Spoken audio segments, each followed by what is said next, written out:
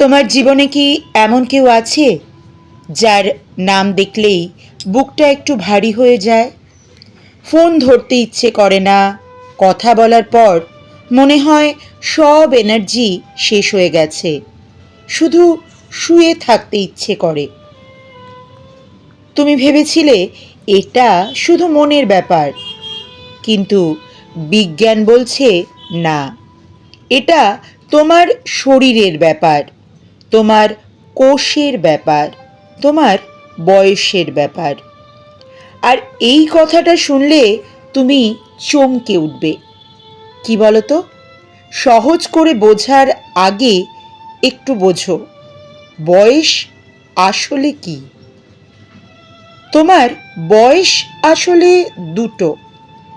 একটা হলো তুমি কত বছর বেঁচে আছো, ধরো 30 বছর, এটা সবাই জানে। কিন্তু আরেকটা বয়স আছে, সেটা হলো তোমার শরীরের ভেতরে কোষগুলো কত বছরের মতো আচরণ করছে। এটাকে বিজ্ঞানীরা বলেন বায়োলজিক্যাল এজ। এই দুটো বয়স সবসময় কিন্তু সবার ক্ষেত্রে এক হয় না। তুমি 30 বছর বয়সী হতে পারো, কিন্তু তোমার কোষগুলো 40 বছরের মতো ক্লান্ত হয়ে যেতে পারে। অথবা তুমি 50 বছর বয়সী হয়েও 35 বছরের মতো তরতাজা থাকতে পারো। তোমার শরীরে একটা ঘড়ি আছে, জানো তো? কেউ জানে না, কিন্তু সেটা চলছে, অবিরত চলছে, প্রতিটা মুহূর্ত থামছে না। আর সবচেয়ে ভয়ের কথা হলো, এই ঘড়িটা কতটা দ্রুত চলবে সেটা তুমি একা ঠিক করছো না। তাহলে কে ঠিক করছে? সেটাই এবার বুঝতে হবে। কে সেই গোপন ঘাতক? বিজ্ঞানীরা বহুদিন ধরে এই প্রশ্নের উত্তর খুঁজছিলেন। অপর্যাপ্ত ঘুম, খাবার, ব্যায়াম, হ্যাঁ এগুলো তো আছেই, কিন্তু সম্প্রতি তারা একটা উত্তর পেয়েছেন, যেটা কেউ আশা করেনি। ন্যাশনাল ইনস্টিটিউট অন এজিং, আমেরিকার সবচেয়ে বড় বার্ধক্য গবেষণা সংস্থা, তারা 2000-এরও বেশি মানুষের উপর গবেষণা করেছেন। বছরের পর বছর ধরে তাদের রক্ত পরীক্ষা করছেন, জীবন পর্যবেক্ষণ করেছেন। একটা জিনিস জানতে পেরেছেন, কোন মানুষগুলো দ্রুত বুড়িয়ে যাচ্ছে এবং কেন। এবং যা পেলেন তা দেখে তারা নিজেরাও অবাক। যাদের জীবনে কঠিন মানুষ বেশি, অর্থাৎ টক্সিক মানুষ জীবনের আশেপাশে বেশি মাত্রায় রয়েছে, তাদের শরীর কিন্তু দ্রুত বুড়িয়ে যাচ্ছে। তোমার জীবনে প্রতিটা এনার্জি ড্রেনিং মানুষ, মানে যে মানুষটার সাথে কথা বললে ক্লান্ত লাগে, মন খারাপ হয়, টেনশন হয়, সে তোমার বায়োলজিক্যাল বয়স বাড়িয়ে দিচ্ছে প্রায় 1.5% করে। কি অবাক হচ্ছ? 1.5% শুনে ছোট মনে হচ্ছে? 1.5% মানে কি একটু পরে বলছি, আগে সেই ঘড়ির রহস্যটা বোঝা দরকার। ধরো তোমার শরীর একটা বিশাল কারখানা, সেই কারখানায় কোটি কোটি কর্মী আছে, এদের নাম কোষ বা সেল। প্রতিটা কোষের একদম ভেতরে একটা সুতোর মতো জিনিস আছে, তার নাম ডিএনএ। এই ডিএনএতে তোমার পুরো জীবনের নকশা লেখা আছে, চোখের রং থেকে শুরু করে তুমি কতদিন বাঁচবে সব। এখন এই ডিএনএ সুতোর দুটো মাথায় একটা ছোট্ট ঢাকনা আছে, বিজ্ঞানীরা এর নাম দিয়েছেন টেলোমিয়ার। জুতোর ফিতের মাথায় যে প্লাস্টিকের ঢাকনা থাকে, ঠিক সেরকম অনেকটা।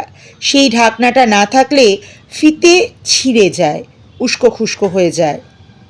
টেলোমিয়ার না থাকলে ডিএনএও ঠিক এভাবে নষ্ট হয়। কিন্তু সমস্যা হলো, এই টেলোমিয়ার প্রতিদিন একটু একটু করে ছোট হয়, এটাই বুড়িয়ে যাওয়া।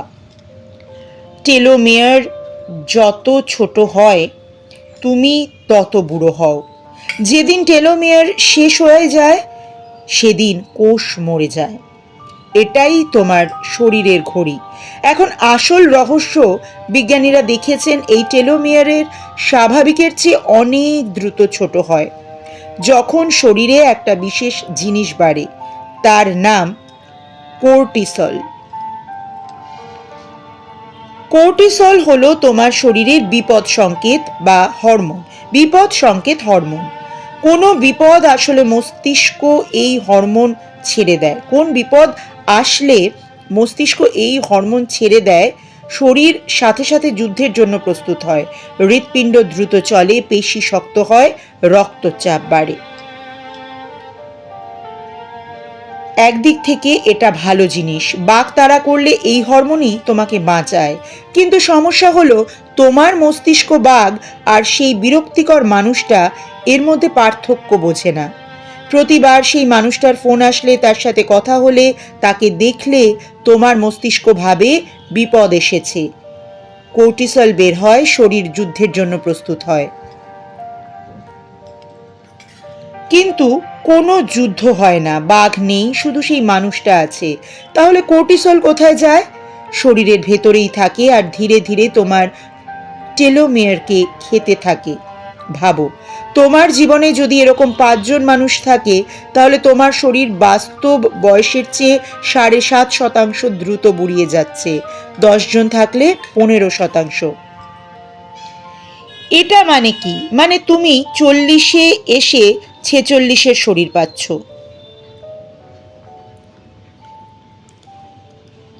আবার ধরো তোমার বয়স 35, শরীরের বায়োলজিক্যাল বয়সও 35। এখন তোমার জীবনে 3 জন এরকম মানুষ আছে। একজন বসের মতো কলিগ, একজন সবসময় নেগেটিভ আত্মীয়, আর একজন ড্রামা করা বন্ধু। গবেষণা বলছে এই 3 জন মিলে তোমার বায়োলজিক্যাল বয়স বাড়িয়ে দিচ্ছে 4.5%। মানে তোমার শরীর আসলে 35 বছরের না, 36.5 বছরের মতো আচরণ করছে। এখন এই মানুষগুলোর সাথে যদি তুমি 10 বছর কাটাও, 20 বছর, হিসেব করো এবার। শুধু বয়স বাড়াই না, আরও কিছু হচ্ছে। টেলোমিয়ার ছোট হওয়া মানে শুধু বুড়ো হওয়া না, এর সাথে আসে হার্ট ডিজিজ, ক্যান্সারের ঝুঁকিও বাড়ে, রোগ প্রতিরোধ ক্ষমতা কমে, ডায়াবেটিসের সম্ভাবনা বাড়ে, ঘুম কমে। আর কর্টিসল যখন দীর্ঘদিন বেশি থাকে, তখন মস্তিষ্কের হিপোক্যাম্পাস নামে একটা অংশ সরু হয়ে যায়। এই অংশটা তোমার স্মৃতি আর আবেগ নিয়ন্ত্রণ করে। মানে সেই একটা মানুষ তোমার স্মৃতি শক্তিও কমিয়ে দিচ্ছে, তোমার আবেগ নিয়ন্ত্রণও নষ্ট করছে। একটা মানুষ যাকে তুমি কখনো ভাবনি এতটা ক্ষতিকর। যদি প্রতিদিন, প্রতি মাস, বছরের পর বছর এই কোর্টিসল শরীরে থাকে, তখন সেই তালাগুলো মানে টেলোমিয়ার দ্রুত ক্ষয় হয়ে যায়। কোষগুলো ক্লান্ত হয়ে পড়ে, শরীর বুড়িয়ে যায়, তুমি বুড়িয়ে যাও, শুধু একটা মানুষের কারণে। সবচেয়ে ভয়ের কথাটা এখানেই, এই মানুষগুলো অপরিচিত না। গবেষণা বলছে এরা বেশিরভাগ সময় পরিবারের মানুষ, সহকর্মী বা ঘনিষ্ঠ কেউ।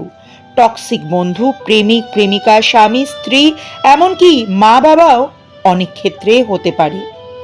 মানে যাদের এড়িয়ে যাওয়া সবচেয়ে কঠিন, তারাই সবচেয়ে বেশি ক্ষতি করছে। তুমি জানো না, তারাও জানে না, কিন্তু শরীর প্রতিটা মুহূর্ত হিসাব রাখছে। আরেকটা গোপন তথ্য, শুধু সেই মানুষের সাথে থাকলেই ক্ষতি হয় না, তার কথা মনে পড়লেও ক্ষতি হয়।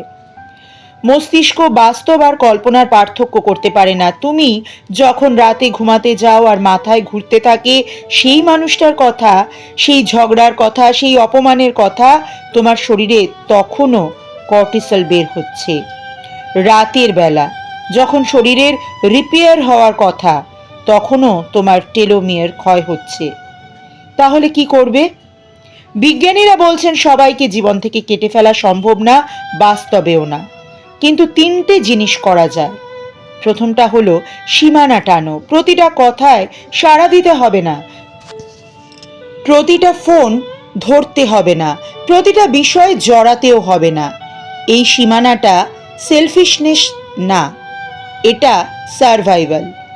দ্বিতীয়টা হলো ভারসাম্য রাখো। একজন কঠিন মানুষের ক্ষতি পুষিয়ে দিতে পারে এরকম একজন ভালো মানুষ। গবেষণা বলছে পজিটিভ সম্পর্ক বায়োলজিক্যাল এজিং কমায়। তাই যারা তোমাকে হালকা করে তাদের সাথে বেশি সময় কাটাও। আর তৃতীয়টা হলো শরীরকে রিসেট করতে শেখাও। প্রতিদিন মাত্র 10 মিনিটের ডিপ ব্রিদিং বা মেডিটেশন কর্টিসলের মাত্রা উল্লেখযোগ্যভাবে কমায়। এটা দেখা গেছে হার্ভার্ড মেডিকেল স্কুলের গবেষণায়। আর এক্সারসাইজ করলে শরীর টেলোমিয়ারেস নামের একটা এনজাইম তৈরি করে, যেটা টেলোমিয়ারকে আবার লম্বা করে, মানে বুড়িয়ে যাওয়া ঘড়িটাকে একটু পিছিয়ে দেওয়া যায়। আরও একটা ব্যাপার হলো নিজেকে জিজ্ঞেস করো কার সাথে থাকার পর ক্লান্ত লাগে আর কার সাথে থাকার পর হালকা লাগে। এই তালিকা বানাও। এটাই তোমার সবচেয়ে সৎ স্বাস্থ্য রিপোর্ট। শেষ কথাটা মনে রেখো, তুমি কত বছর বাঁচবে সেটা শুধু তোমার খাবার আর ঘুম ঠিক করে না, তুমি কার সাথে সময় কাটাচ্ছ সেটাও ঠিক করে। তোমার চারপাশের মানুষগুলো তোমার ওষুধও হতে পারে, বিষও হতে পারে। পার্থক্য হলো ওষুধ কিনতে টাকা লাগে, কিন্তু বিষ অনেক সময় ফ্রিতেই আসে এবং প্রতিদিন একটু একটু করে আসে। গল্পের শেষে একটা কথা, তোমার শরীর সব মনে রাখে। যে কথাটা তুমি মুখে বলনি সেটাও, যে কষ্টটা তুমি হাসি মুখে চেপে গেছো সেটাও, যে মানুষটার সাথে থেকে তুমি প্রতিদিন একটু একটু করে মরছো সেটাও। তোমার টেলোমিয়ার সব জানে, এখন তুমিও জানলে। এবার প্রশ্ন হলো এখন তুমি কি করবে, কারণ তোমার ঘড়িটা এখনো চলছে এবং এখন থেকে তুমি ঠিক করতে পারো সেটা কত দ্রুত চলবে। কেমন লাগলো আজকের এই প্রতিবেদন অবশ্যই কমেন্টে আমায় জানিও। ভালো থেকো সকলে।